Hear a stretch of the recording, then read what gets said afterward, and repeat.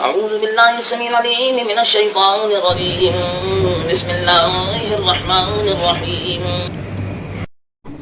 ألف لام ميم صاد كتاب أنزل إليك فلا يكن في صدرك حرج منه لتنذر به وذكرى للمؤمنين. اتبعوا ما أنزل إليكم ربكم ولا تتبعوا من دونه أولياء قليلا ما تذكرون. وكم من قرية أهلكنا فجاءها بأسنا بياتا وهم قائلون فما كان دعواهم إذ جاءهم بأسنا إلا أن قالوا إنا كنا ظالمين. فلنسألن الذين أرسل إليهم ولنسألن المرسلين فلنقصن عليهم بعلم وما كنا غائبين. والوزن يومئذ الحق فمن ثقلت موازينه فأولئك هم المفلحون ومن خفت موازينه فأولئك الذين خسروا أنفسهم بما كانوا بآياتنا يظلمون. ولقد مكناكم في الأرض وجعلنا لكم فيها معايش قليلا ما تشكرون. ولقد خلقناكم ثم صورناكم ثم قلنا للملائكة اسجدوا لآدم فسجدوا إلا إبليس لم يكن من الساجدين. قال ما منعك ألا تسجد إذ أمرتك قال أنا خير منه خلقتني من نار وخلقته من طين. قال فاهبط منها فما يكون لك أن تتكبر فيها فاخرج إنك من الساغرين. قال أنظرني إلى يوم يبعثون قال إنك من المنظرين.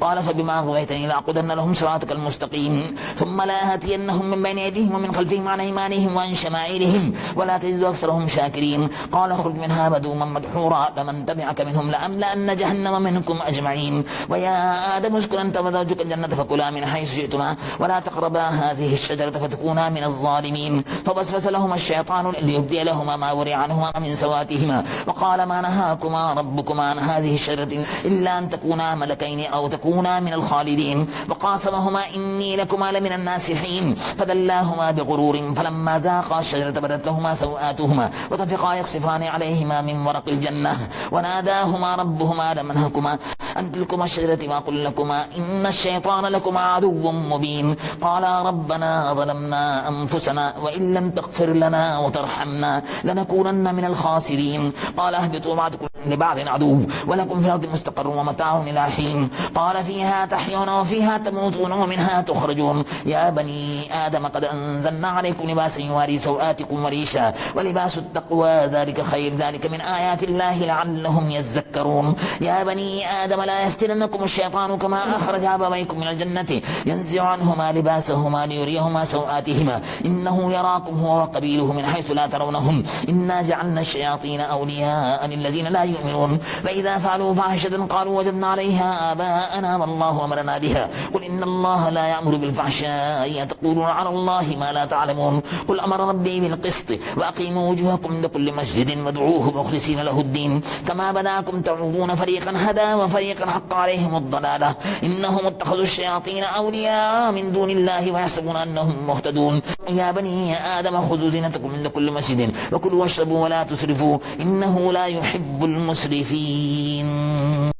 قل من حرم زينة الله التي أخرج لعباده والطيبات من الرزق قل هي للذين آمنوا في الحياة الدنيا خالصة يوم القيامة كذلك نفصل الآيات لقوم يعلمون. قل إنما حرم ربي الفواحش ما ظهر منها وما بطن والإثم والبغي بغير الحق وأن تشركوا بالله ما لم ينزل به سلطانا وأن تقولوا على الله ما لا تعلمون. ولكل أمة أجل فإذا جاء أجلهم لا يستأخرون ساعة ولا يستقدمون. يا بني آدم إما يأتينكم رسل منكم يقصون عليكم آياتي فمن اتقى وأصلح فلا خوف عليهم ولا هم يحزنون. والذين كذبوا بآياتنا واستكبروا عنها أولئك أصحاب النار هم فيها خالدون. فمن أظلم من افترى على الله كذبا وكذب بآياته أولئك ينالهم نصيبهم من الكتاب حتى إذا جاءتهم رسلنا يتوفونهم قالوا أينما كنتم تدعون من دون الله قالوا ضلوا عنا وشهدوا على أنفسهم أنهم كانوا كافرين. قال ادخلوا في أمم قد خلت من قبلكم من الجن والإنس في النار كلما دخلت أمة لعنت أختها حتى إذا اداركوا فيها جميعا قالت أخراهم لأولاهم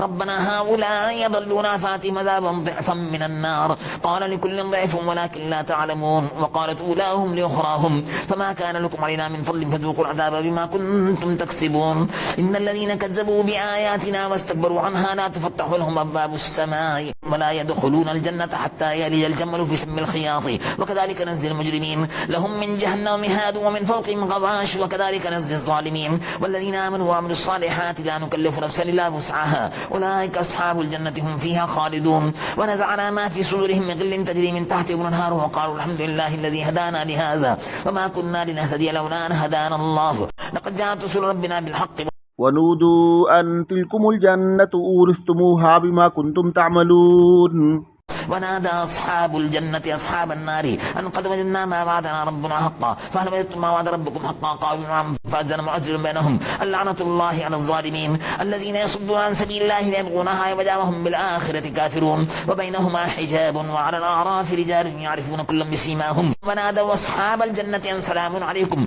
لم يدخلوها وهم يطمعون وإذا صرفت أبصارهم تلقاء أصحاب النار قالوا ربنا لا تجعلنا مع القوم الظالمين ونادى أصحاب الأعراف رجالا يعرفون بسيماهم قالوا ما أغنى عنكم جمعكم وما كنتم تستكبرون أهؤلاء الذين أقسمتم لا ينالهم الله برحمة ادخلوا الجنة لا خوف عليكم ولا أنتم تحزنون ونادى أصحاب النار أصحاب الجنة أن أفيضوا علينا من الماء أو مما رزقكم الله قالوا إن الله حرمهما على الكافرين الذين اتخذوا دينهم لهم ولعبا وغرتهم الحياة الدنيا فاليوم ننساهم كما نسوا لقاء يومهم هذا وما كانوا بآياتنا يجحدون ولقد جئناهم بكتاب فصلناه على علم هدى ورحمة لقوم يؤمنون هل ينظرون إلا تأويله يوم يأتي تأويله يقول الذين نسوه من قبل قد جاءت رسل ربنا بالحق فهل لنا من شفاء فيشفعوا لنا أو نرد فنعمل غير الذي كنا نعمل قد خسروا أنفسهم وضل عنهم ما كانوا يفترون إن ربكم الله الذي خلق السماوات والأرض في 6 أيام ثم استوى على عرشه يغشي الليل النهار يطلبه حسيسا والشمس والقمر والنجوم مسخرات بأمره ألا له الخلق والأمر تبارك الله رب العالمين ادعوا ربكم تضرعا وخفية إنه لا يحب المعتدين ولا تفسدوا في الأرض بعد إصلاحها وادعوه خوفا وطمعا إن رحمة الله قريب من المحسنين وهو الذي يرسل الرياح بشرا بين يدي رحمته حتى إذا قل السحابا ثقالا سقناه لبلد ميت فأنزلنا به الماء فأخرجنا به من كل الثمرات كذلك نخرج الموتى لعلكم تذكرون والبلد الطيب يخرج نباته بإذن ربه والذي خبث لا يخرج إلا نكدا كذلك نصرف الآيات لقوم يشكرون لقد أرسلنا نوحا إلى قومه فقال يا قوم اعبدوا الله ما لكم من إله غيره إني أخاف عليكم عذاب يوم عظيم قال الملأ من قومه إنا لنراك في ضلال مبين قال يا قوم ليس بي ضلالة ولكني رسول من رب العالمين أبلغكم رسالات ربي وأنصح لكم وأعلم من الله ما لا تعلمون أما عجبتم من جاءكم ذكر من ربكم على رجل منكم ينذركم ولتتقوا ولعلكم ترحمون فكذبوه فأنجيناه والذين معه في الفلك وأغرقنا الذين كذبوا بآياتنا إنهم كانوا قوما عمين وإلى عاد أخاهم هودا قال يا قوم اعبدوا الله ما لكم من إله غيره أفلا تتقون قال الملأ الذين كفروا من قومه إنا لنراك في سفاهة وإنا لنظنك من الكاذبين قال يا قوم ليس بي سفاهة ولكني رسول من رب العالمين أبلغكم رسالات ربي وأنا لكم ناصح أمين أما عجبتم من جاءكم ذكر من ربكم على رجل منكم ينذركم واذكروا جعلكم خلفاء من بعد قوم نوح وزادكم في الخلق بسطة فاذكروا آلاء الله لعلكم تفلحون قالوا وجئتنا لنعبد الله وحده ونذر ما كان يعبد آباؤنا فأتنا بما تعدنا إن كنت من الصادقين قال قد وقع عليكم ربكم رجس وغضب أتجادلونني في أسماء سميتموها أنتم وآباؤكم ما نزل الله بها من سلطان فانتظروا إني معكم من المنتظرين فأنجيناه والذين معه برحمة منا وقطعنا دابر الذين كذبوا بآياتنا وما كانوا مؤمنين إلى ثمود أخاهم صالحا قال يا قوم اعبدوا الله ما لكم من إله غيره قد جاءتكم بينة من ربكم هذه ناقة الله لكم آية فذروها تأكل في أرض الله ولا تمسوها بسوء فيأخذكم عذاب أليم واذكروا إذ جعلكم خلفاء من بعد عاد وبواكم في الأرض تتخذون من سهولها قصورا وتنحتون الجبال بيوتا فاصبروا آلاء الله ولا تعصوا في الأرض مفسدين قال الملأ الذين استكبروا من قومه للذين استضعفوا لمن آمن منهم وتعلمون أن صالحا مرسل من ربه قالوا إنا بما أرسل به مؤمنون قال الذين استكبروا إنا بالذي آمنتم به كافرون فعقروا الناقة وعتوا عن من ربهم وقالوا يا صالح ائتنا بما تعدنا إن كنت من المرسلين فأخذتهم الرجفة فأصبحوا في دارهم جاثمين فتولى عنهم وقال يا قوم لقد أبلغتكم رسالات ربي ونصحت لكم ولكن لا تحبون الناصحين ولوطا إذ قال لقومه أتأتون الفاحشة ما سبقكم بها من أحد من العالمين إنكم لتأتون الرجال شهوة من دون النساء بل أنتم قوم مسرفون وما كان جواب قومه إلا أن قالوا أخرجوهم من قريتكم إنهم ناس يتطهرون فأنجيناه وأهله إلا امرأته كانت من الغابرين وأمطرنا عليهم مطرا فانظر كيف كان عاقبة المجرمين وإلى مدين أخاهم شعيبا قال يا قوم اعبدوا الله ما لكم من إله غيره قد جاءتكم بينة ربكم فأوفوا الكيل والميزان ولا تبخسوا الناس أشياءهم ولا تفسدوا في الأرض بعد إصلاحها ذلكم خير لكم إن كنتم مؤمنين ولا تقعدوا بكل صراط توعدون وتصدوا عن سبيل الله من آمن به وتبغونها عوجا واذكروا إذ كنتم قليلا فكثركم وانظروا كيف كان عاقبة المفسدين وإن كان طائفة منكم آمنوا بالذي أرسلت به وطائفة لم يؤمنوا فاصبروا حتى يحكم الله بيننا وهو خير الحاكمين.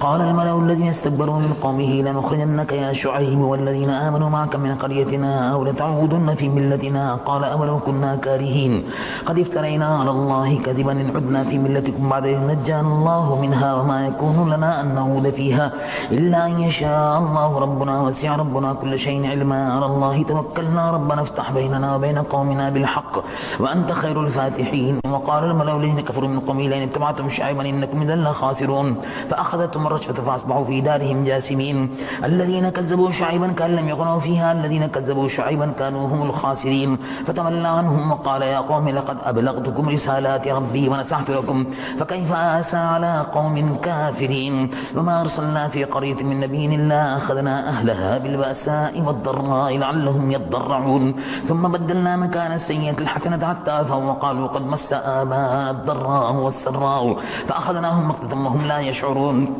ولو أن أهل القرى آمنوا واتقوا لفتحنا عليهم بركات من السماء والأرض ولكن كذبوا فأخذناهم بما كانوا يكسبون. أفأمن أهل القرى أن يأتيهم بأسنا بياتا وهم نائمون أفأمن أهل القرى أن يأتيهم بأسنا ضحى وهم يلعبون أفأمنوا مكر الله فلا يأمن مكر الله إلا القوم الخاسرون. أولم يهد للذين يرثون الأرض من بعد أهلها أن لو نشاء أصبناهم بذنوبهم ونطبع على قلوبهم فهم لا يسمعون. تلك القرى نقص عليك من أنبائها ولقد جاءتهم رسلهم بالبينات فما كانوا ليؤمنوا بما كذبوا من قبل كذلك يطبع الله على قلوب الكافرين. وما وجدنا لأكثرهم من أحد وإن وجدنا أكثرهم لفاسقين. ثم بعثنا من بعدهم موسى بآياتنا إلى فرعون وملئه فظلموا بها فانظر كيف كان عاقبة المفسدين. وقال موسى يا فرعون إني رسول من رب العالمين حقيق على أن لا أقول على الله إلا الحق قد جئتكم ببينة من ربكم فأرسل معي بني إسرائيل. قال إن كنت جئت بآية فأت بها إن كنت من الصادقين. فألقى عصاه فإذا هي ثعبان مبين ونزع يده فإذا هي بيضاء للناظرين. قال الملأ من قوم فرعون إن هذا لساحر عليم يريد أن يخرجكم من أرضكم فماذا تأمرون. قالوا ارجم أخاه وأرسل في المدائن حاشرين يأتوك بكل ساحر عليم. وجاء السحرة فرعون قالوا إن لنا أجرا إن كنا نحن الغالبين. قال نعم إنكم لمن المقربين. قالوا يا موسى إما أن تلقي إما أن نكون نحن الملقين. قال ألقوا فلما ألقوا سحروا أعين الناس واسترهبوهم وجاءوا بسحر عظيم. وأوحينا إلى موسى أن ألق عصاك فإذا هي تلقف ما يافكون فوقع الحق وبطل ما كانوا يعملون فغلبوا هنالك وانقلبوا ساغرين وألقي السحرة ساجدين. قالوا آمنا برب العالمين رب موسى وهارون. قال فرعون آمنتم به قبل أن آذن لكم إن هذا لمكر مكرتموه في المدينة لتخرجوا منها أهلها فسوف تعلمون. لأقطعن أيديكم وأرجلكم من خلاف ثم لأصلبنكم أجمعين. قالوا إنا إلى ربنا منقلبون. وما تنقم منا إلا أن آمنا بآيات ربنا لما جاءتنا ربنا أفرغ علينا صبرا وتوفنا مسلمين. وقال الملأ من قوم فرعون أتذر موسى وقومه ليفسدوا في الأرض ويذرك عن آلهتك قال سنقتل أبناءهم ونستحيي نساءهم وإنا فوقهم قاهرون. قال موسى لقومه استعينوا بالله واصبروا إن الأرض لله يورثها من يشاء من عباده والعاقبة للمتقين. قالوا أوذنا من قبل أن تأتينا من بعد ما جئتنا. قال عسى ربكم أن يهلك عدوكم ويستخلفكم في الأرض فينظر كيف تعملون. ولقد أخذنا آل فرعون بالسنين ونقص من الثمرات لعلهم يذكرون. فإذا جاءتهم الحسنة قالوا لنا هذه وإن تصبهم سيئة يطيروا بموسى ومن معه ألا إنما طائرهم عند الله ولكن أكثرهم لا يعلمون. وقالوا مهما تأتينا به من آية لتسحرنا بها فما نحن لك بمؤمنين. فأرسلنا عليهم الطوفان والجراد والقمل والضفادع والدم آيات مفصلات فاستكبروا وكانوا قوما مجرمين. ولما وقع عليهم الرجز قالوا يا موسى ادع لنا ربك بما عهد عندك لئن كشفت عنا الرجز لنؤمنن لك ولنرسلن معك بني إسرائيل. فلما كشفنا عنهم الرجز إلى أجل هم بالغوه إذا هم ينكثون فانتقمنا منهم فأغرقناهم في اليم بأنهم كذبوا بآياتنا وكانوا عنها غافلين. وأورثنا القوم الذين كانوا يصرفون مشارق الأرض ومغاربها التي باركنا فيها وتمت كلمة ربك الحسنى على بني إسرائيل بما صبروا ودمرنا ما كان يصنع فرعون وقومه وما كانوا يعرشون وجاوزنا ببني إسرائيل البحر فاتوا على قوم يعكفون على أصنام لهم قالوا يا موسى اجعل لنا إلها كما لهم آلهة قال إنكم قوم تجهلون إن هؤلاء متبر ما هم فيه باطل ما كانوا يعملون قال غير الله يبغيكم إلها وهو فضلكم على العالمين وإذ أنجيناكم من آل فرعون يسكنكم سوء العذاب يقتلون أبناءكم ويستحيون نساءكم وفي ذلكم بلاء من ربكم عظيم ووعدنا موسى 30 ليلة وأتممناها ب10 فتم ميقات ربه 40 ليلة وقال موسى لأخيه هارون اخلفني في قومي وأصلح ولا تتبع سبيل المفسدين ولما جاء موسى لميقاتنا وكلمه ربه قال ربي أرني أنظر إليك قال لن تراني ولكن انظر إلى الجبل فإن استقر مكانه فسوف تراني فلما تجلى ربه للجبل جعله دكا وخر موسى صعقا فلما أفاق قال سبحانك تبت إليك وأنا أول المؤمنين قال يا موسى إني اصطفيتك على الناس برسالاتي وبكلامي فخذ ما آتيتك وكن من الشاكرين وكتبنا له في الألواح من كل شيء موعظة وتفصيلا لكل شيء فخذها بقوة وأمر قومك يأخذوا بأحسنها سأريكم دار الفاسقين سأصرف عن آياتي الذين يتكبرون في الأرض بغير الحق وإن يروا كل آية لا يؤمنوا بها وإن يروا سبيل الرشد لا يتخذوه سبيلا